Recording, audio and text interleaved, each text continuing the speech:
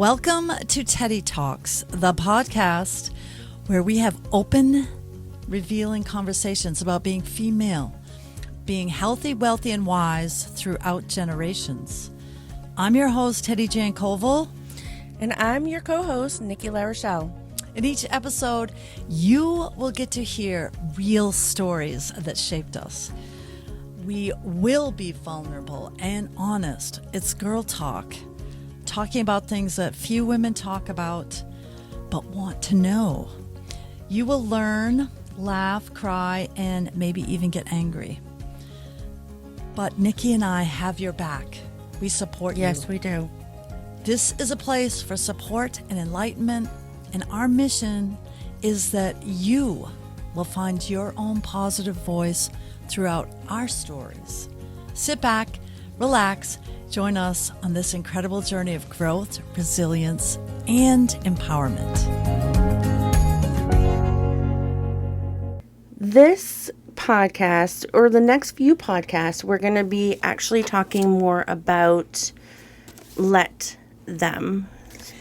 It's the Let Them theory by one of my favorite personal development coaches, Mel Robbins. She's a New Englander. Is she? Currently. I guess she was born in the Midwest, but she lives in Vermont now, but was in Boston for many years. And she skyrocketed to fame in a TEDx talk about how she was coping with anxiety, depression, and mountains of debt and not knowing what to do with her life. And her first claim to fame was how she motivated herself, just like the countdown for NASA's rockets. She just said one day, I got to get out of bed. Don't. 5, 4, 3, 2, 1. And go. when you get to 1, you do what you're supposed to do. And for her, she got out of bed and then realized that one thought, that one idea, that one concept of counting backwards, because if you count forward, you could count till infinity. So if you count backwards from 5, and then that just gets you out, it makes the first step. It's how you then proceed. But the very first step in anything is taking 1. So, yeah. Taking one step. One step. But we want to start this before we get into the book by Mel Robbins, her latest, Let Them. We wanted to talk about the new year, things we've been up to, and... Pause. Can we zoom in on that? Just a little more? Yeah. No, we can't? Not without stopping. Just kidding. We'll wait a second. Yay. a little break to fix. Listen, our podcast will actually be better, but we really wanted to go live because, I mean, I don't know. Did you watch the Grammys? Yes. I didn't watch the Grammys, I but did. I watched the clips of the Grammys and everybody in their perfection. And I thought to myself, how long did that person take to actually, like, how many layers of makeup do they have on? Mm. Did you see Beyonce? Oh, yeah. Okay, so I don't know about you. And Beyonce is not in her 20s, let's just say. No, but she got up there, she had a bunch of Grammys, she got up there, she got her award, and I could not hear not one thing she was saying about her thank you speech, because all I did was I was like, her underwires are about to poke through her boobs. They had come out of her dress, which I'm sure was like thousands and thousands of dollars. I did not see that. Oh, go back and look. And her underwire is actually coming out, and it's like jabbing into her boob. And I thought, that's real. That's real. And I mean, obviously, her stylists are going to get fired, but like, that's real. Maybe. Like, that's real things that we have to go through, you know? So as women, yes. And I have to just point this out. It's February. It's Black History Month. And I got to give a shout out to Beyonce because she was the first, which is crazy to me to think, first Black person, whether it was a woman or a man, to win Best Country Album. And she also won Album of the Year. But she's the first Black person to win that. It's like, what? I didn't know that part. Yeah. And she was born and raised in Houston, Texas. Yes, I knew that. And it's like, what? I mean, But how many times have we looked on magazines, TV, even in our own circle of friends, and been like, oh, she's so perfect. She's so everything. She's so everything I'm not. How many times have we done that? You know, as women, as people, is she has the job or he has the job that, you know, makes him better, or all of that. So I thought that was really kind of a great segment to say, Beyonce, one of the greatest, like one's the most Grammys of all time, and her underwire was stealing the show on stage. And she's just a normal person like you and I are. And so she just has lots of people that make her look gorgeous. So she has a good base, I gotta say, to start with. She does have a good base. But I would have ripped those underwires out like on stage. I've been like, done with this. Anywho, so... Well, when we talk about things like physical appearance or... especially in the wintertime for us Mainers, the days are short. They're getting longer. But here's what my Nana always said. The days get longer, the cold gets stronger. And it is always this time of year. Yeah, it's a teeny bit longer daylight, but it's so cold you don't want to do anything. You want to sit by the fire. And you want to wear your sweatpants and definitely not put on makeup, let alone do your hair. It's pointless to do your hair anyway, because unless you sit there and you blow dry it and you curl it and all that, you walk outside, it's frozen. Yeah.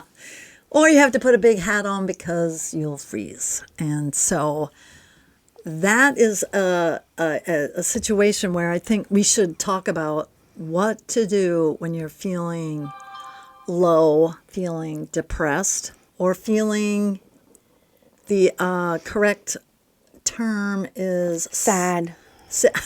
It is? I mean, I know. It's legit, but the seasonal affective disorder, it's sad. And this is something that I think, so was it last week? Yeah. Was it last week that Teddy had texted me? And it was the morning time, and you had texted me, and you said, we're going to go out with friends, and we're going to go see Wicked. And I've wanted to see Wicked for quite some time. And I was like, that's an excellent, fun. And then she said, we're going to have dinner, meet us at 5. And I had things that I was doing. But I said, okay, sure, this sounds like fun. And by the time the day had kept going on, my reserve for energy was gone. And I'm not talking like energy as far as energy. My mental energy was gone, because when you have seasonal affective disorder, in my case, you basically have to do, and Mel Robbins' book with the 5, 3, 4, 3, 2, 1, I've been doing this a very long time, but it's not in that, not that way. I usually go, okay, 1, 2, 3, go. 1, 2, 3, go. 1, 2, 3, go. And those are the things, like, I have to really push myself out of bed, push myself to go to work, push myself to get dressed. And then when you're not struggling with the seasonal affective disorder, it's very hard for anyone to understand the amount of energy it takes for you to get dressed, to brush your teeth. It always becomes this overwhelming mountain of tasks. And so Teddy had texted me. I thought it was a great idea, but my mental energy was gone. And I texted her maybe an hour before the show or before we were supposed to meet. And I said, Teddy, I can't people anymore today. And it was really hard for me to do that, because so many times we push ourselves. I'm going to let you down. I'm going to let my friends down. I'm going to let people down. They're going to be upset with me. And and so we don't do it. We just push ourselves through, and we actually are hurting ourselves when we do that. So I texted her and I said, I can't people anymore today. I really wanted to be there, and I hope that matters. And she texted me back, of course it does. And I was actually kind of blown away because I don't think I really have a lot of feedback from people that are not trying to get what they want, and people that will actually say, this isn't right for you, and I'm okay with that.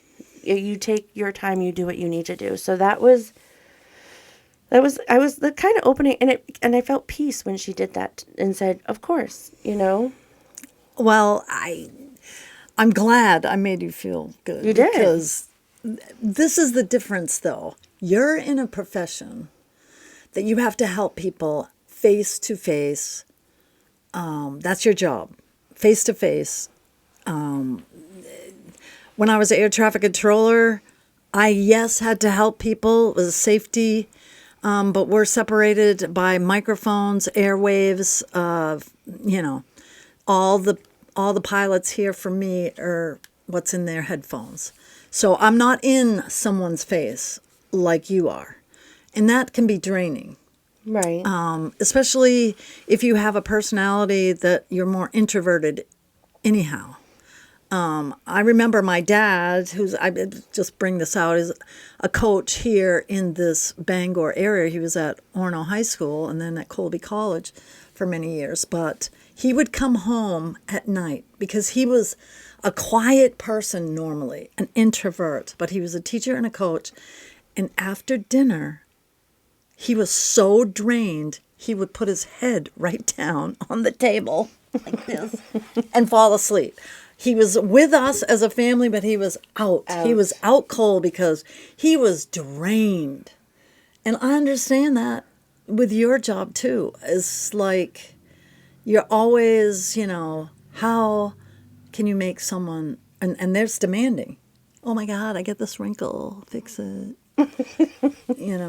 I mean, yes, I know.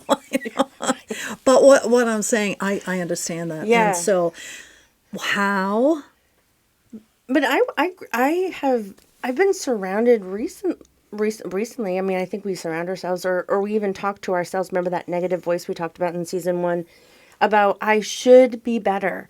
I should go. I don't want to let her down. I don't want to, she's a friend to me. She's good to me. I don't want to, disappoint her. And so all those things play in your head. And I really had that, that moment where you just were like, okay, like take care of yourself. And Yeah. So one of those things is like, I guess it matters who you surround yourself with. Absolutely. I mean, you have to. And with depression, you being a registered nurse and having all kinds more medical certifications than I even know about, the thing is that one way to get out of feeling sad, just like you mentioned, be with people who are kind, respectful, loving, and we're social creatures. Yeah. We need to be with someone most of the time. Yeah. I mean, we need private time. Yeah, don't get me wrong. But the thing is sometimes too much alone time, too much sadness. You need to.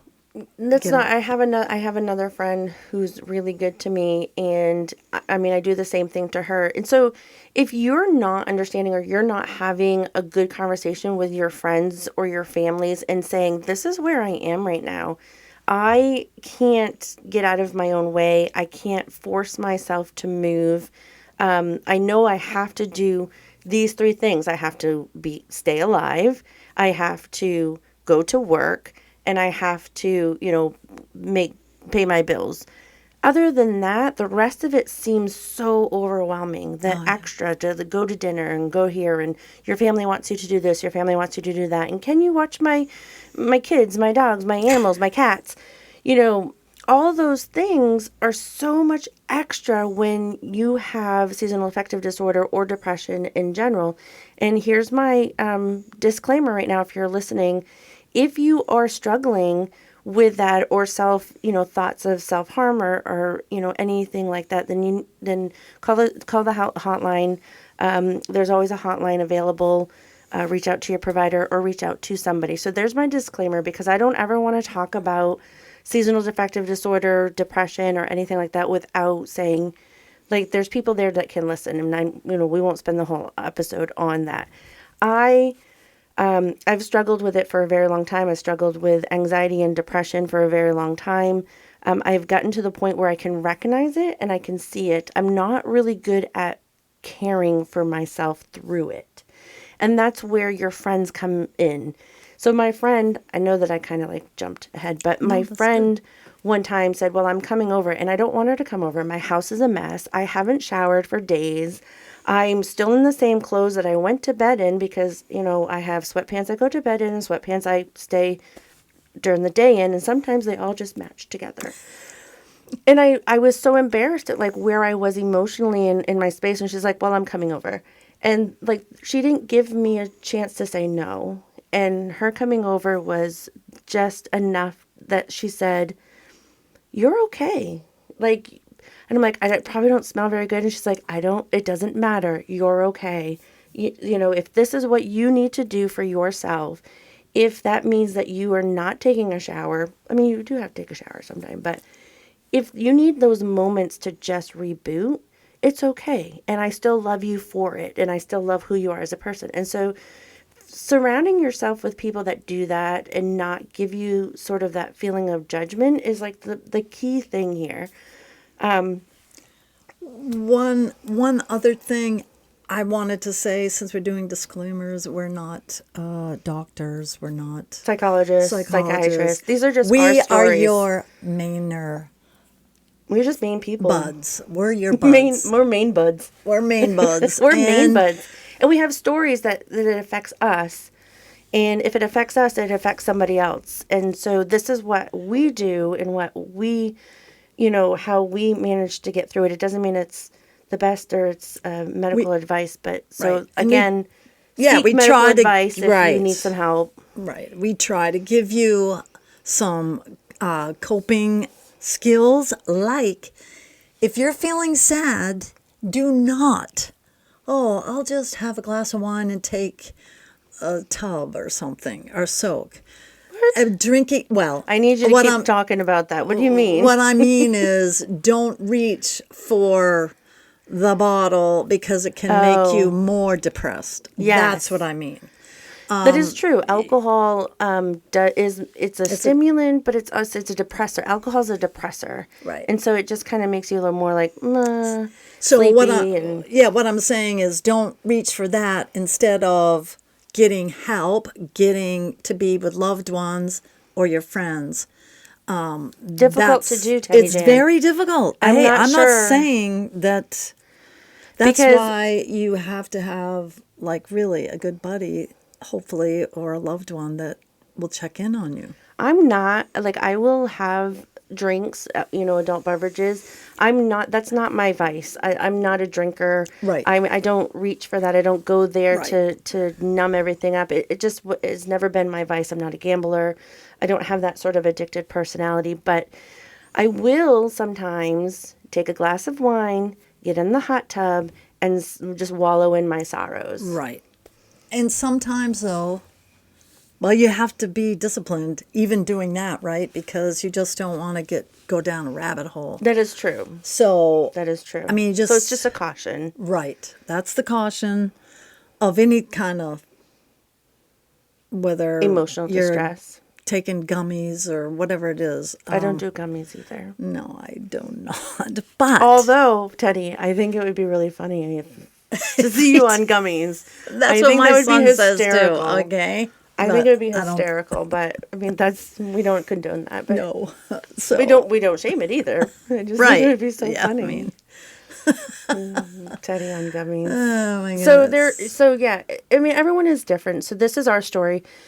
And one of the things that we can talk about seasonal affective disorder more in life, in our podcast, but it has to do with the book from Mel Robbins.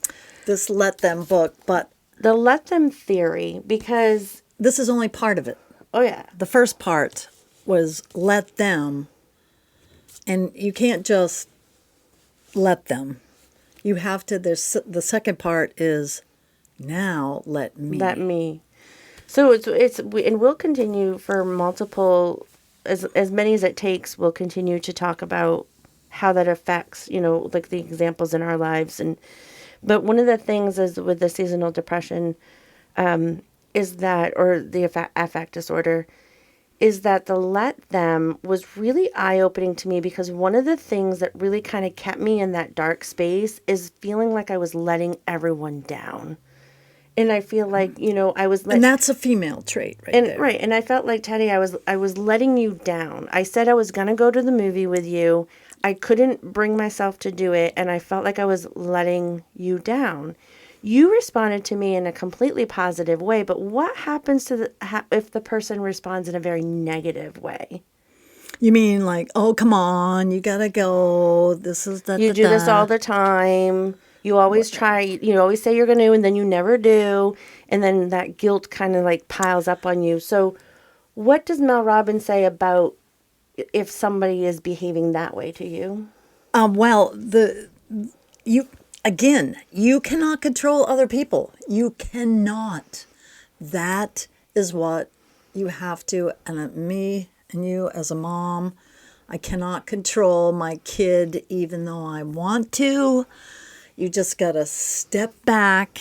And she goes through a great little scenario in the beginning of the book about how her daughters all went to prom and all had everything figured out and stuff, but her son decided about 3 days before the prom that he was going to go. He had nothing planned, nothing, and, it just kind of snowballed, and the day of the prom came, and she saw all these things. They didn't know where they were going to go out to eat. He didn't get her a corsage.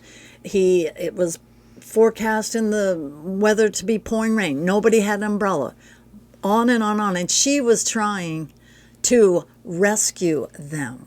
Mm-hmm. And her daughter, who was actually the co-writer of this book, finally said, let them. It's his prom. Mm-hmm. Who cares? Let him get wet. Let him go to a takeout. Let him. I loved the part in the book because we're only just on the first couple of chapters. Right. And, next week will be a couple more chapters in and we'll talk about it. But I love the part where she said, I even though he told me that his girlfriend or his date that he didn't really know didn't want the corsage. The corsage. The corsage. It happens. Even though she didn't want the corsage, she basically said, I know better, and he doesn't know what he's talking about, and so I'm going to bring it anyway. And she brings the corsage to the girl and says, oh, I know he said that you didn't want one, but I went through all of this work. I paid for this. I did this. I presented her with the corsage, and the girlfriend had already, made her own.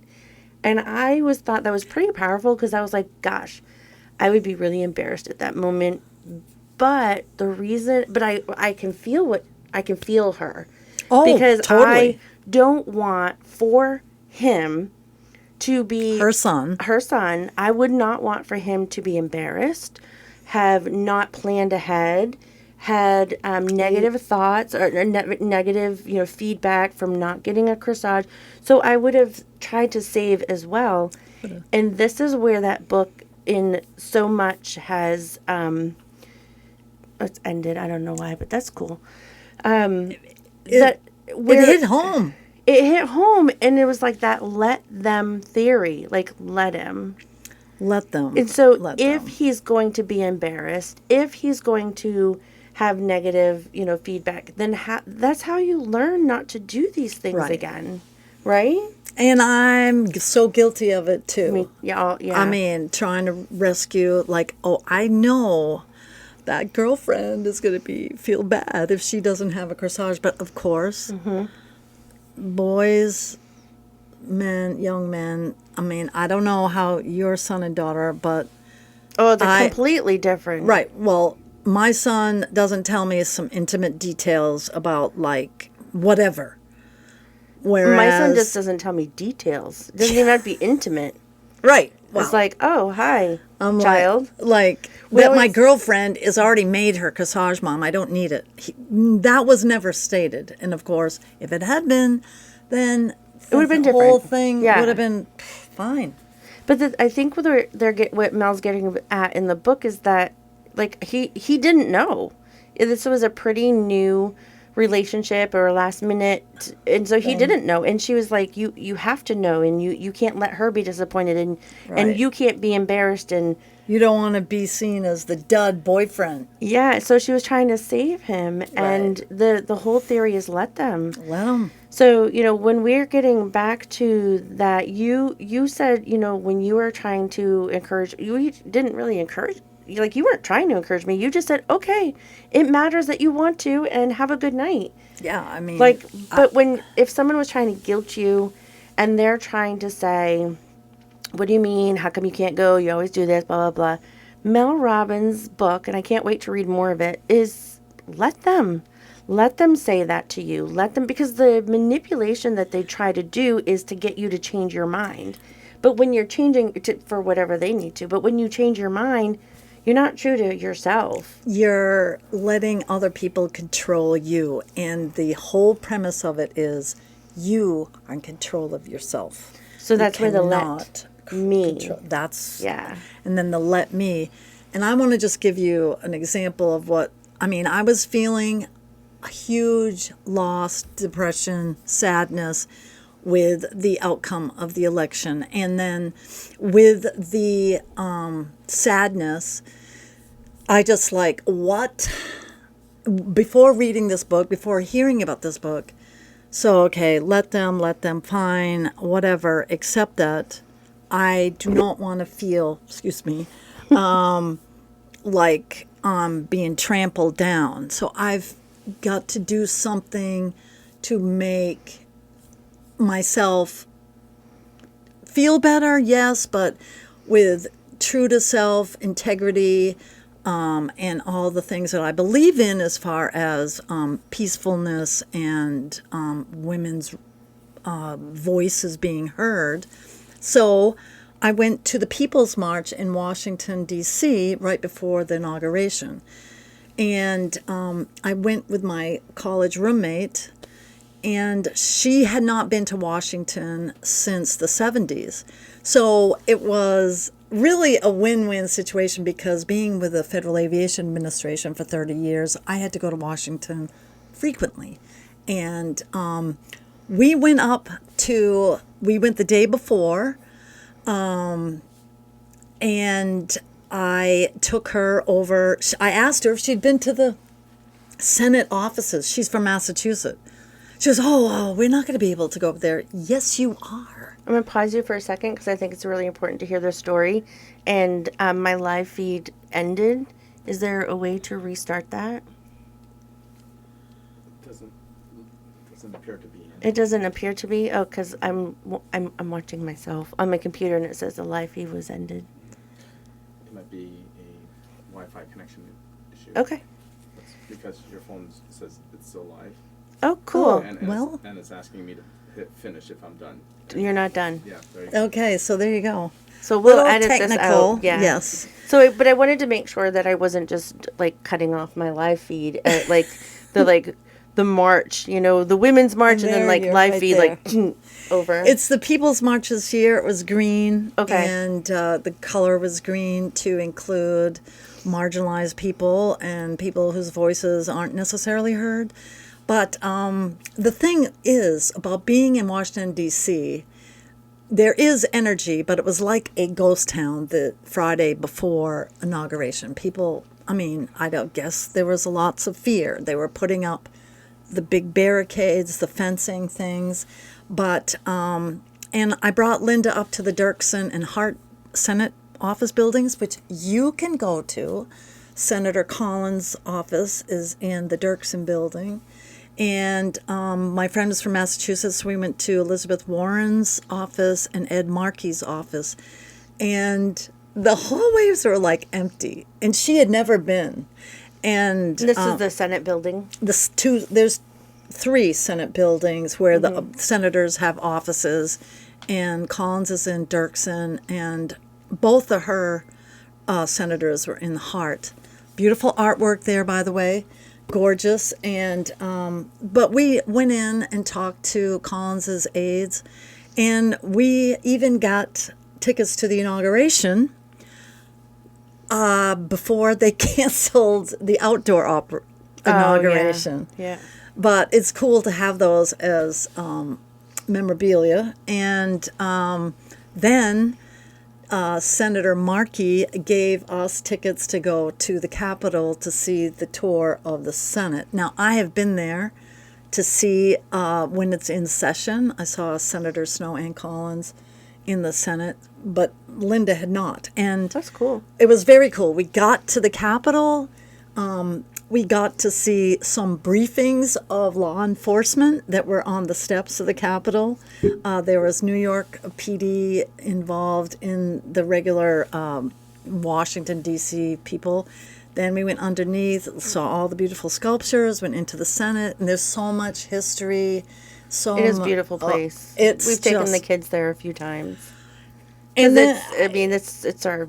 It's doesn't matter who's our there. capital, right? Yeah, it doesn't matter who's there. It's our capital. It's the people. It's we're paying for it, so we did go. Which another place which I hadn't gone is right across the street from the back of the Capitol is the Library of Congress, and I don't think. I think. It's the so back side. cool. It looks like a big judgy, like there's it columns. like It's right beside the Supreme Court. Yes. And so we went in there. Washington's a really cool place. So gorgeous, so interesting, the art. And then so you decided to do something. You let them. So then it was like, let me. What can I do to make myself feel better? So the same. For like, what do I do? Like, you can yell at me. You can tell me that I should be getting out of bed. I should be washing my clothes. I should be taking a shower. And so if I let them say all those things, what am I going to let me do? And I'm just not going to let it bother me. And you did, well, I mean, I say I'm not going to let it bother me. It will bother me. Yeah, I was just going to say. But, it will. But so what Mel Robbins is saying in this book is that if you let them, then you're going to be able to find out and see truly who that person is. So, and then when she says, let me, you decide what you're going to do with that information. Right. So if, Teddi, when you said, I get it, take care of yourself, I then could see who you were. That you were a person and a friend who said, I understand that things are not okay for you. You didn't even ask me to go and deep dive. You were just like, okay, cool. I knew that if you wanted to tell me, you would. Yeah. I mean, I'm not gonna, But that was so, that was such a beautiful thing. But, other people who don't, the let me part of this book is that someone you want in your life? And you have to take action. Whatever it is, if it's turning on the shower and stepping inside, then that's what it is. For me, because I'd been to 2017, that was the Women's March, and there was over 1 million people. I said, I'm definitely going to this one, which was only 50,000. But it was only 50,000. Right. Now I'm still in the same sweatpants as yesterday, and you're telling me to go 50 in front of 50,000 people. That's not for me. No one was looking at us. Let me tell you. And it's not about that. It's about the anxiety of people. Right. Like, it's not for everyone. No, it isn't. But I have to say that there was more space. We actually walked along the street. The couple of streets down to the Lincoln Memorial, which is the reflecting pool where Martin Luther King Jr. had his "I Have the Dream" speech, and it was a very cool. Of course, everything was snowy and ice, but it was just really exhilarating just to be with. Honestly, there were so many smiles and happiness, and How did that make you feel? I was so happy.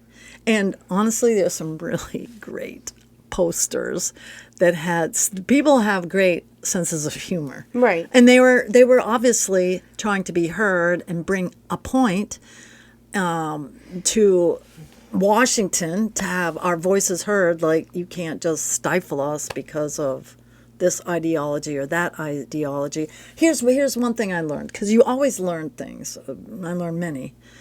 Did you know that? No. Did you know that you can make a beautiful art portrait totally made out of Ruth Bader Ginsburg, made out of tampons? Yeah. Where It's at this did the you make hotel. this No. It was at the Hotel Zena. No, I didn't know that. Oh my gosh! But yes, I suppose you could. it was as big as this wall, and I said, "Wow, that's How much do they want for it? I don't know, I can't imagine. but we got up close, and I said to my friend Linda, "These are Mrs. tampons." Just what they had done Those are is expensive, dyed, Oh, used the cotton and made it into, it was like pixelated. It was, you would look at it as a pixelated, and it was Ruth Bader Ginsburg with her, collar and her hair and her glasses. And I look up close, I go like, what? Talk about a, yes, humor, but really very, very moving, very touching. So listen, let him. If they want to make a complete portrait out of tampons, Shocking. let them. I mean, it might was not cool. be. It is. It's not for everybody. You wouldn't know. It really. doesn't have to be. Art's not for everybody. It doesn't have to be. And Right. so that is the great part about this book. Can I say the book for a second? Yeah. That's the great part about this theory, and I can't wait again to dive into more. But really, that's it. Let them.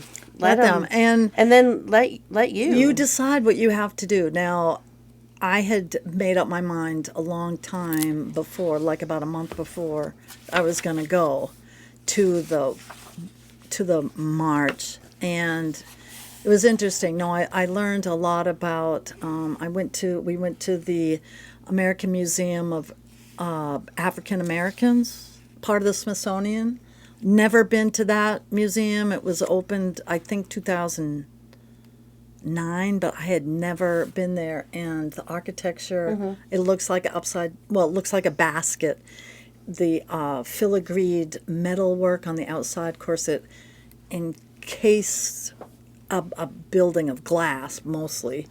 And this beautiful decorative work is on the outside, and then, of course, inside the displays are just really very interesting. Yeah. And the reason we went there is because it was the closest place to go pee. Oh. After the march and getting something to eat. And oh my gosh, the food was great there, by the way. So I know we were kind of all over the place for season 2, episode 1, and that's cool because, we've been away. We've been away, and we're beautiful just the way we are, and there's always room for improvement. I'm going to close this section with asking you if you would get another a let them tattoo.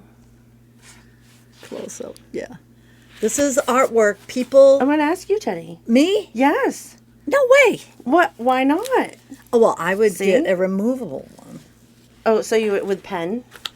Or but henna or something. Why wouldn't you get a let them tattoo?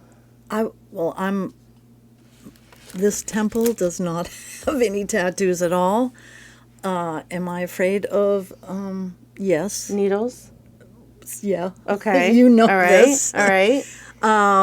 But I don't have tattoo, so... So I would get a tattoo. I don't think I would get a let them tattoo because I feel like it's kind of cliche, and even though it's going to mean something to me if I get a tattoo. Right. It's going to be with you forever. But here is where this theory, I just did a little circle around, is it's okay that you don't want to get a tattoo. I'm going to let you. Let him. And it's okay that I want to get a tattoo. She's going to let me. And the issue is not to rob your energy wondering why, like rob myself of my energy being like, well, Teddi, why aren't you going to get a tattoo? Well, Teddi, how come are you judging me? Teddi, like that takes up so much of your energy and your time that it's pointless. And so again, we don't really have a lot to share about the book because we're only 2 chapters in, but that's really what this whole book and the whole theory is about, is whatever other people want to do, you trying to control the situation is only going to rob you of your energy, your time, your sanity, and your power. And the only power that you have is to say, what can I do about this situation? And so that, I think, I can't wait to keep getting into it, dive into it. And so we have our main secrets that we'll share with you every episode. You'll usually find it in a little clip before we get started on Facebook or social media. And that's where we will share with you our little secrets. We listen and we don't judge. I did the secret. I did not get arrested in Washington. I didn't get a tattoo. Is that a secret? Well, yeah. I mean, if you get arrested, if I got arrested, then that's that real. would be a that's secret. real juicy. I would want to know if you did get arrested in Washington. Well, yeah. I didn't. So I have some decorum, right? So, yes.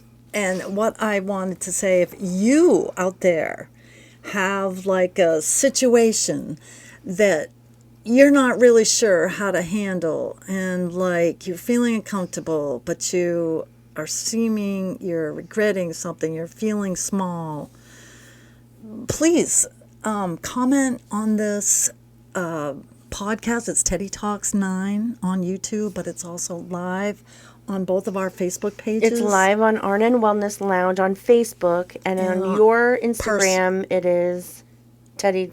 No, well, it's on Facebook. Oh, you're on Facebook? Yeah. Oh, I thought you were on Instagram. So it's See Teddi, how much we know. Yeah, Teddi-Jann Covell. So you were on Facebook. I'm on also. Facebook. Yeah. I thought you were on Instagram this whole time. Sorry, I probably should have been. I thought we were covering but all of it's going to them. be on YouTube. So Okay. Thank you, Suban. So anyway, that's the end of our session 1. and our episode 1, season 2. Thank you, beautiful gems, for listening today and watching.